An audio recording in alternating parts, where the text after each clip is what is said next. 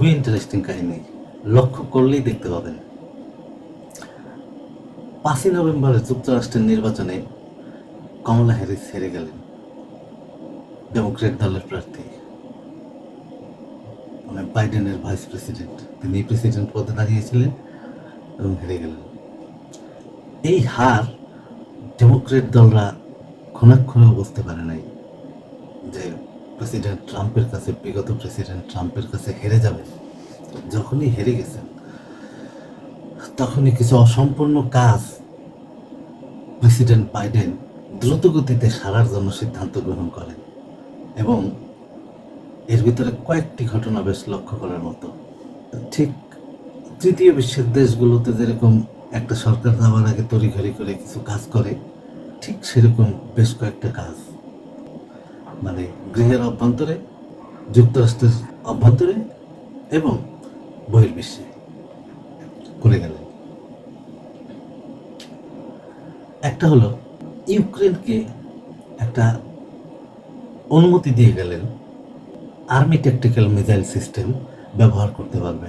বিগত দিনের কথা ছিল যে রাশিয়ার অভ্যন্তরে 80 কিলোমিটার ক্ষেপণাস্ত্রের বাইরে অন্য কিছু সাপ্লাই দিত না, তার কারণ 80 কিলোমিটারের বেশি দিলে ইউক্রেন রাশিয়ায় অভ্যন্তরে মারতে পারে এই জন্য। কিন্তু সেই সিদ্ধান্ত থেকে সরে আসলেন, তার কারণ এই যুদ্ধটাকে জটিল অবস্থায় দাঁড়া করায় থেকে যেতে চাইছেন, যাতে প্রেসিডেন্ট ট্রাম্প এই যুদ্ধটাকে কোনো ক্রমে আর থামাইতে না পারে। যখনই ইউক্রেন রাশিয়ার অভ্যন্তরের শহরগুলোতে ক্ষেপণাস্ত্র মারবে, তখনই আর রাশিয়াকে সামাল দেওয়া সম্ভব হবে না ট্রাম্পের পক্ষে। এটা হলো একটা, যদিও অনেক চেষ্টা করছে, কারণ একটা ধারণা আছে যে ট্রাম্প আসলে নেটোর থেকেও সরে যেতে পারে, আবার ইউক্রেনের সামরিক সাহায্য থেকে শুরু করে সব কিছু বন্ধ করে দিতে পারে, এবং পুতিনের সঙ্গে ট্রাম্পের একটা চমৎকার সম্পর্ক আছে, ঘনিষ্ঠ সম্পর্ক আছে বলে ধারণা করা হয়। শেষ পর্যন্ত ভলোদিমির জেলেনস্কিকে পরাজয় বরণ করতে হবে। এটা করলেন এক।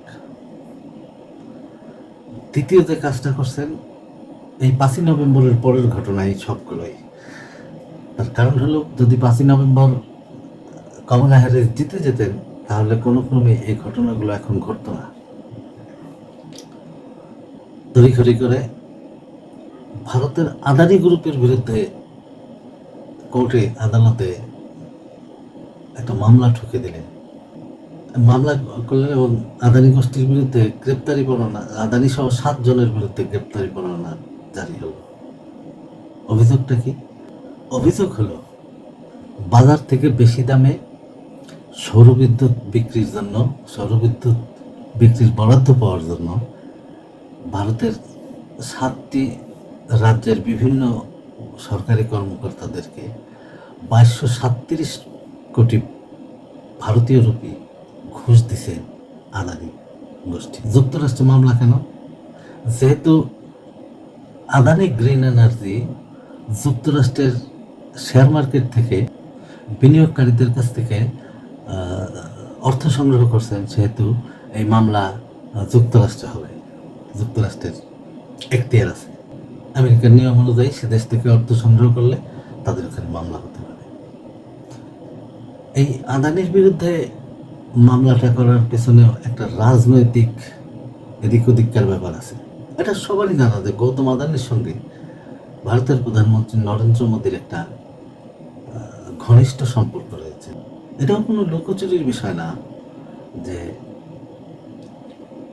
ভারতের প্রধানমন্ত্রী শ্রী নরেন্দ্র মোদীর সঙ্গে প্রেসিডেন্ট ইলেক্ট ট্রাম্পের একটা নিবিড় সম্পর্ক আছে। আমরা 2016 সালের পর থেকে দেখেছি, এবং বিভিন্ন সময় নরেন্দ্র মোদীজি যখন যুক্তরাষ্ট্র সফরে গেছেন, তাদের সঙ্গে যে এক্সট্রাঅর্ডিনারি সম্পর্ক, এবং সে কথা প্রেসিডেন্ট ট্রাম্প বারবার বলছেন, এবং এটা ওপেন সিক্রেট। তাই নরেন্দ্র মোদীকে একটা বিব্রতকর অবস্থায় ফেলে দেওয়ার জন্য এই গ্রেপ্তারি পরোয়ানা জারি করছে ডেমোক্রেট প্রশাসন, মানে আদালতের মধ্যে দিয়ে।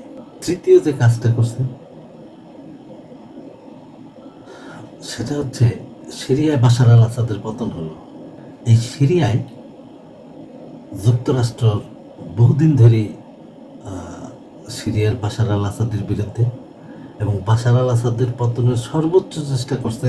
সিরিয়ার একটি অঞ্চলে মার্কিন যুক্তরাষ্ট্রের একটা বেইজও আছে আল-তাঙ্ক, এবং বারবার হামলা করছে, ইসরায়েলের সঙ্গে মিলে হামলা করছে, নিজেরা হামলা করছে। কিন্তু 2015 সালে যখন ভ্লাদিমির পুতিন সরাসরি হস্তক্ষেপ করে এবং ভূমধ্যসাগরে রণতরী পাঠায়, তারপর থেকে আর আসাদকে ক্ষমতার থেকে নামাতে পারেনি।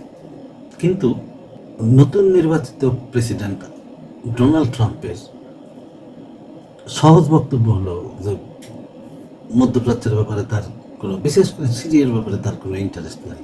সে সিরিয়ার যুদ্ধের ব্যাপারে ইন্টারেস্ট নেয়, ওইখানে গিয়ে পয়সা খরচ করবে না। কিন্তু বাইডেন প্রশাসন বিলিয়ন বিলিয়ন টাকা খরচ করছে, এবং এই যে যারা ক্ষমতা দখল করলো,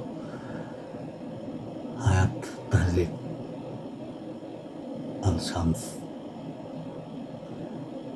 তাদের মধ্যে অনেকগুলো গোষ্ঠী আছে।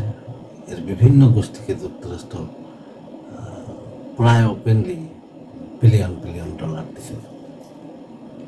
তো সেটা তো আর ট্রাম্প সাহেব আসলে হবে না। ফলে এদিকে হিজবুল্লাহরা যুদ্ধ করতে লেবাননে চলে গেছে, এদিকে তুরস্ক রাশিয়ার সঙ্গে এবং ইরানের সঙ্গে কথা বলে সরাসরি হস্তক্ষেপ করাটা নিবৃত্ত করছে।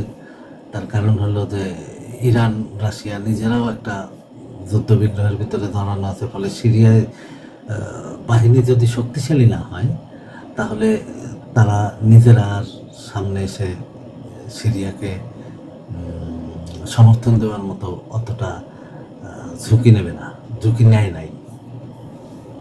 সেইখান থেকেই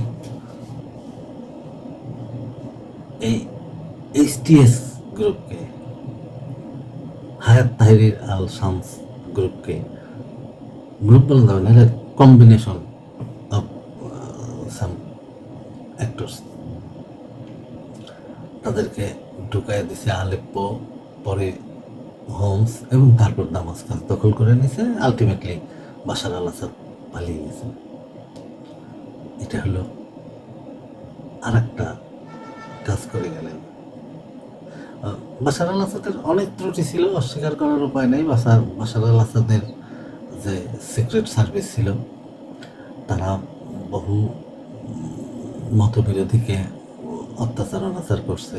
বাশার আল আসাদও ক্ষমতায় 24 বছর ধরে, তার আগে তার বাবা 29 বছর ধরে ক্ষমতা লেপ্টে ধরে বসেছিলেন, আটকে ধরে বসেছিলেন।